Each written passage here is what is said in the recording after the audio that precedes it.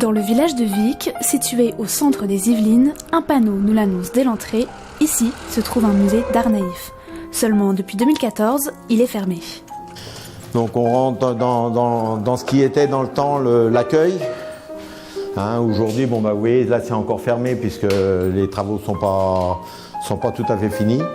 Donné à la commune il y a 20 ans, le musée sur cet art des autodidactes est géré par plusieurs associations successives.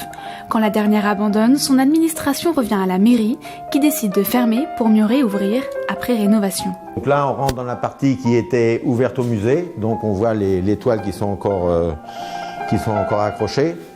Une collection de 800 toiles dort sur les murs ou dans les emballages, à laquelle s'ajoutent les œuvres de la défunte propriétaire des lieux. C'est la vue de la route qui est en dessous du musée. Elle est prise de sa fenêtre. Elle a fait ça de sa fenêtre. Le pari fou d'un collectionneur et de sa femme qui rachète ce qui était alors une ferme pour la transformer en musée.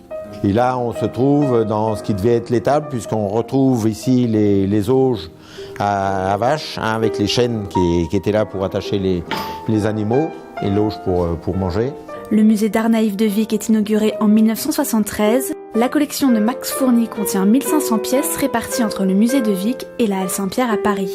Aujourd'hui, tout repose entre un musée fermé et le sous-sol de la halle, cachés au public.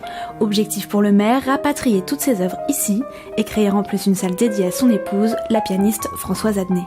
Quand elle s'est mariée avec monsieur Max Fourny, là, elle a laissé tomber le piano pour revenir artiste peintre, puisque c'est ce qu'elle voulait faire dès le départ. Un énorme projet de réhabilitation pour la commune de 380 habitants. Passionné par cette histoire, son maire rêverait même de la raconter avec un espace visite dans les parties privées où a vécu le couple. Est-ce que c'était elle en étant jeune? Peut-être, oui, on trouve un peu ses traits.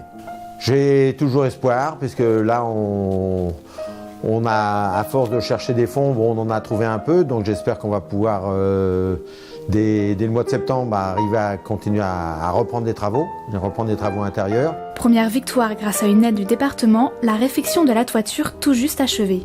Dans la mairie de Vic, les plans du futur musée sont prêts, le projet a été réfléchi et imaginé pour accueillir le plus de visiteurs possible. Les plans ont été faits, le permis de construire a été déposé et accepté, donc tout est prêt pour démarrer. Il manque un peu le financement pour tout faire. On va avoir le financement pour commencer les travaux, mais est-ce qu'on pourra aller jusqu'au bout? Pour l'instant, c'est le point d'interrogation. Un prix qui s'élève tout de même à près d'1,5 million d'euros, sans compter l'aménagement. Le maire garde espoir de trouver des mécènes. On s'est pris au jeu et maintenant, on aimerait bien le voir fonctionner. C'est quand même un bon cheval de bataille, de quoi s'occuper pendant quelques années. Avis aux amoureux de l'art naïf, musée empli d'histoire recherche financement ainsi que fins connaisseurs pour en organiser les expositions.